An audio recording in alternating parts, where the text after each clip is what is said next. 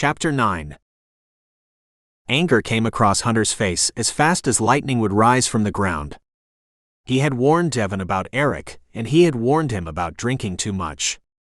A careless and drunk werewolf is a dead werewolf, his father would say. There is no room for mistakes with the enemy. You have to be able to see them coming. Hunter, feeling weak when they released him to go into the waiting room, ambled there, not from loss of blood, but from Katy's loss of peace of mind and security that Eric tried to take from her. He was anxious to see Katy and find out how she was holding up. Katy stood when she saw him and rushed over to Hunter and held him around his waist. She laid her head on his shoulder, where he felt the warmth of her mouth pressing against his neck. Reaching for her face, he tilted it upward. "Don't cry, Katy. Devin is young and strong. Nothing like this can kill him." Hunter passed his finger under her eyes and wiped her tears away. This was the second time he had seen her cry because of Devin, and deep inside, he loathed Devin for doing this to her. He couldn't fathom making Katy cry, ever. "Did you call my father?" "Yes. He should be here any minute." She pulled away from Hunter and sat and texted Robert. "I have to get a phone. I haven't used one in 2 years." Katy looked up at Hunter. "Has it been 2 years since you've been gone?" Katy asked, her green eyes opening wide. "It felt like yesterday when you asked me to go horseback riding with you, and when?" She stopped. It was too painful for both her and Hunter to remember the love they had shared together when they were teenagers. When he turned, because he sensed his father near, Wilder hurried briskly into the room. "Where is Devin?" Hunter pointed to the emergency ward. "When can I speak to the doctor?" Wilder questioned. "The surgery will take about 8 hours, Katy said to Wilder. "What were you two doing that this had to happen to my son?" Wilder said to Katy. "It was Devin's idea to go to the club." "Don't blame Katy for Devin's reckless behavior, father," Hunter said, amid Wilder's interrogation of Katy. "It's not her fault. If you need to blame someone, blame him." "And what were you doing? Why didn't you protect your brother?" Hunter's eyes grew wide and furious. His deep blues darkened. "Who am I to protect him from, father? Himself? No one can protect anyone from himself. You know how he is. You know how I am. Can you protect me from my mistakes?" Wilder turned away, knowing the truth, and tucked his hands into his jeans, then took a deep breath and faced the window, looking out. Dr. Carrington pushed through the door. "Mr. Samsa. Good to see you. Your son will be fine, but he has a problem with alcohol. First, we have to detox him before we give him any pain medication."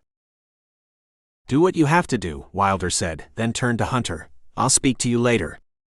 You and Katy." "Oh. There you are," a soft voice said. "I looked for you everywhere. I was just in Haley's room, and she said that you were looking for me." "She appeared unhappy about that," Christine said with a closed smile, shaking her head at Hunter. "Christine," Hunter introduced, "my father Wilder Samsa." "Father Christine." Wilder nodded, but took no interest in the human. "You know Katy, Christine," Hunter said. Christine gave Katy a cool, indifferent smile. She didn't think that Katy liked her very much. She didn't know why, but she had a suspicion that it had something to do with Hunter. "Wait for me downstairs, Christine," Hunter said, giving her a kiss on her cheek. Wilder looked doubtfully at Hunter. He knew his son well enough. Hunter was interested in only one thing from her. Unfortunately, Hunter hadn't gotten over Katy. "What is it, father?" "Devin and you were supposed to leave tomorrow. I guess we will have to put that off. I haven't been able to get in touch with you." "You need to get a phone," Wilder said, his mind wandering. "Leaving? What's that about?" "It's about tracking down a band of rogue wolves and bringing them back to the council for justice." You will have to send someone else off in our place. What about Lysel's pack? They need to earn their keep. They eat more than they kill on a hunt. I will have to speak to Lysel and your mother. You know how she is, and when she finds out about Devin and that I have been keeping this from her, she will banish me to the cave. If anyone knows how to handle Mother, it's you. Think about what I said about those 6 pups.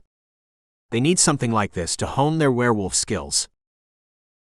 They could get killed hunting down rogue werewolves. That's the price we risk for policing shifters. You have great responsibilities, and I know it wasn't easy deciding to send me and Devin to find that werewolf pack, but you had plans too. Devin just did something stupid, and I have to do something about it. I have a score to settle with Eric. That no-good shifter. What on earth for? He was the one who attacked Devin. You have to learn that revenge is our enemy. There are more pressing things to deal with. That girl you brought back here is in danger. She's carrying some secrets about werewolves, and if her birth mother and father find out where she is, they will tell the humans, just to collect a bounty. Dr. Redmond never told anyone, not even her, that she wasn't his child. He hid it from the council, for fear that they would get rid of her. Wilder glanced at Hunter with a raised eyebrow. Send her away where she can't do any harm. What would you have me do? I asked Katy to take her in for a few weeks, until I could find her a permanent place to go. She will have to stay with us to keep anyone from finding out. You need to take Katy home. I can stay here. And you need to get some rest, Hunter. I'm going to be staying at Christine's. I'll call you from there and give you her number. Aren't you coming home? Not anytime soon. Get yourself a phone, Hunter, Wilder said, pacing in front of the door where Devin lay. Wilder watched Hunter when he walked over to talk to Katy. Hunter leaned down and whispered to her. Wilder heard. Let's go. I'll get Christine to drop you home. I don't want to be alone tonight, Hunter, Katy whispered. Hunter looked at her and looked at his father. Wilder glanced back with a narrow look. He couldn't advise Hunter what to do. He just knew that whatever choice he made, he would be unhappy. Katy stood and placed her hand in his as he led her to the elevators. She walked as if she was in a dream, her legs weak and her eyes wide. When they reached the lobby, Christine was standing talking to a nurse. Christine said something, and the nurse glanced up at Hunter, smiled, and left. Can you take Katy home? Sure, Christine said, not expecting what happened next. I have to stay with her. She's not in great shape. My brother has been seriously hurt, Hunter said, apologizing. I understand. She glanced at Katy. I understand. Christine bit the right side of her lip. When will I see you? I have something I need to attend to. It could be a week or a month.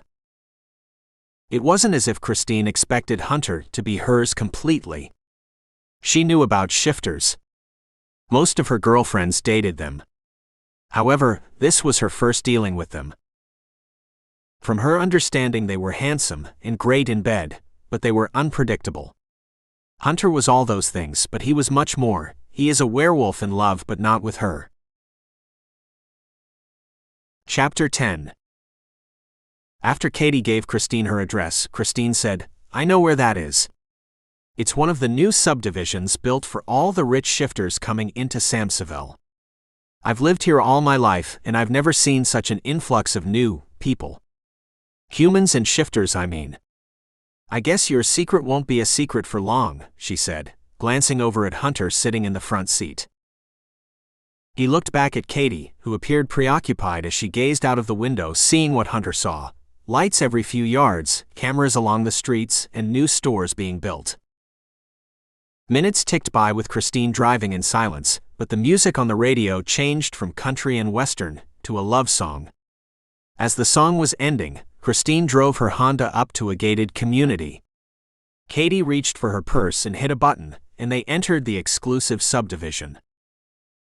Each plot of land had large trees surrounding two-story redwood homes. They passed a golf course on their way, driving up to a large, impressive home. "This is a beautiful place," Christine said, stopping her Honda in the brick driveway in front of Katy's door. "A home fit for a queen," she said with an envious tone. "I guess it helps when you snag one of the richest and eligible bachelors around, who just happens to be a Samsa." Katy eyed Christine. "I see you have your eyes on one. Thanks for the ride and good luck." Her tone was snarky, and Katy didn't wait for Hunter to open the door. She stepped out of the back of the car. Hunter remained for a few seconds, looking apologetically at Christine. "As soon as I see to Katy and make sure she's okay, then I'll come around. I can't stay long, because I have business to tend to now that my brother is out of commission."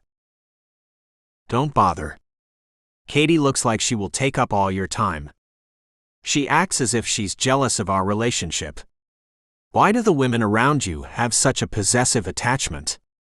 Even Haley warned me that she plans on marrying you when she grows up. It looks like she means what she says." "Don't listen to her. I like women, not girls." "You suit me just fine," Hunter said, his voice low, seductive and convincing, but his heart wasn't influenced by his words. His heart belonged to Katy, and he said what needed to be said at the time, because the moon was still full. "For now." She pressed her lips and raised an eyebrow. "She won't always be a girl." "Later, Christine." Hunter leaned over and kissed Christine on the lips. The kiss didn't stir in him crazy, warm desires to be with her. The kiss felt cold and unfeeling. "Don't be a stranger," Christine said, smiling at Hunter. He turned his handsome, fine body away to see to Katy, who had already opened the door, and entered the house. He walked to the double doors and opened it. He stood looking around at the interior of the new home, with the wrought iron on the spiral staircase, the hunter green drapes on windows meeting the high ceiling. Hunter had been surprised at how expensive the house appeared, with its cream-colored assortment of expensive sofas and chairs facing a large fireplace. He didn't expect Devin to take his inheritance so soon and use it to purchase a home as large as the one he was standing in. After all, it was only the two of them, and they weren't married yet. The home appeared to be 8,000 square feet. Hunter stood in the middle of the foyer, looking up at the enormous chandelier with its lights gleaming from above. "It's something, isn't it? We have 6 bedrooms and 4 baths. I want lots of children." She watched Hunter's face as he reacted to the notion of her having children, and them not being his. His blue eyes were fixed on Katy's mouth as she talked and talked, but he didn't hear her. All he thought about was kissing her warm lips, holding her in his arms and taking her. But it was the sound of her voice that woke him from his dream. "Devin said that I could have as many as I want. He would see to that." Katy put her head down and smiled innocently, like a young girl. Hunter's heart sank.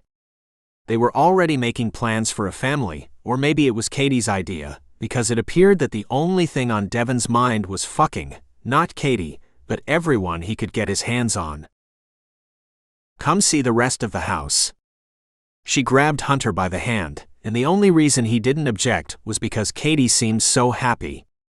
He liked seeing her smile and her green eyes light up. She pulled him, and reluctantly he walked with her to the kitchen. "Would you like something to eat?" Hunter hadn't eaten since last night. "We have fresh deer meat, even though I'm a vegetarian." Katy tugged on his hand, until Hunter stood in front of an aisle with seating. He glanced around at all the utensils and stoves, and double-door refrigerators. "Where is the help?" "We don't have but 2, a cook and a maid. I gave them the weekend off. We really don't need that many. It's only just us 2 now." They stood staring at each other, then Hunter leaned in, but he would only go so far, because Katy didn't reciprocate. She lowered her head, but he had by the mantra since his life-changing stay in Alaska. All's fair in love and war, and as long as she wasn't married to his brother, she was fair game. Why did you act jealous around Christine?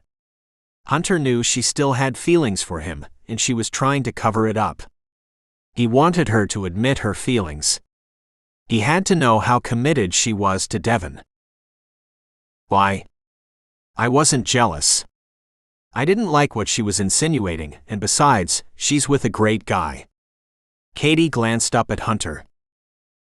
Not great enough for you. That's not fair. You don't understand, Hunter, Katy said, opening the fridge and taking out some romaine lettuce, tomatoes, and avocados, and an assortment of vegetables. She turned to Hunter. You did say you were hungry. She pulled out a container of fresh deer meat and placed it on the island, then she pointed to plates and silverware. Hunter would just as soon forget the knife and fork, but he did this for her. His mother had said it was important to learn to use a knife and fork because it was expected in the civilized world, and if he expected to meet a girl of some quality, he had to act like he had some home training. He did have home training. He was trained to act like a werewolf because that was what he was. He was trained to act like a man because that was what he was also. He was trained to live in two worlds, and that was what he was trying to do. After they sat down to eat, the room became quiet, except for the sound of Katy chewing her salad. They didn't know what to say to each other, but then Katy broke the ice. We never got a chance to talk before. You never said what happened to you. When I asked Adrian and Wilder, they didn't want to talk about it. Now it's my turn to say I don't want to talk about it, Hunter said, looking at the meat, but he had lost his appetite. He had learned to go days without eating in Alaska, and his body had adjusted to that. But you have to say something. What good is it going to do? You're with Devin now. I didn't know what happened. All I knew was that horrible werewolf named Bane had taken you with him, and everyone thought you were dead. You could have waited longer. I waited and waited, Hunter. I was so heartbroken, and the only way I could be near you was to be with Devin. I waited for 2 years. I enrolled in college to get my mind off of you, but it didn't work, because Devin would come to visit me. When I saw him, I made myself satisfied that it was like having a part of you. I couldn't keep my mind on my studies, and I was flunking out of school, so I left before that happened. I didn't want to disappoint Robert, but I guess I disappointed everyone, including you, Katy said, reaching for Hunter's hand. Hunter hadn't felt like this in a long time, a need, a love, passion.